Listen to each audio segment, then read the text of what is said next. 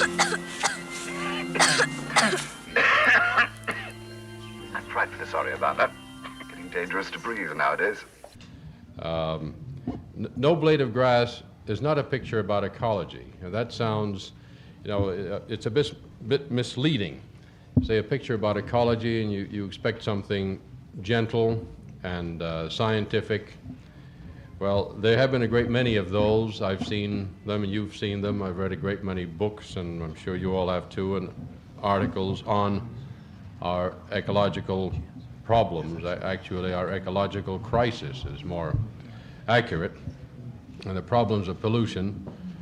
It seemed to me that none of these really moved people emotionally or deeply enough to stir them to action. So what I try to do in No Blade of Grass is to do a very exciting, tough, realistic survival story, a shocker thriller, as, let's say, a piece of fiction.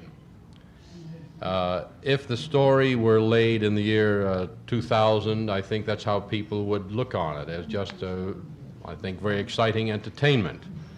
It's deliberately laid in 1974 so that it becomes immediate. And the picture was very carefully researched for what actually could happen in 4 years or 3 years or 5 years or 10, whatever it is. But it's no longer a case of, oh, well, there's plenty of time and with our marvelous technology, we can lick anything, and the Green Revolution will provide enough food for everybody everywhere. All those things are misleading. The Green Revolution has accomplished certain things, but it cannot by any manner of means keep up with the population growth in the world. We are just beginning to see the effects of many, many things we've been doing for years and years to the environment. Suddenly we're discovering in the last year DDT has been banned for general use. In 1962, Rachel Carson in The Silent Spring spoke very at great length about the effects of DDT and the dangers of DDT. It took the government 8 years to find out what one woman researcher knew then. Why that is so, I can't understand. All of a sudden, there are scares in many parts of the country and Canada about mercury poisoning. There have been cases of mercury poisoning already.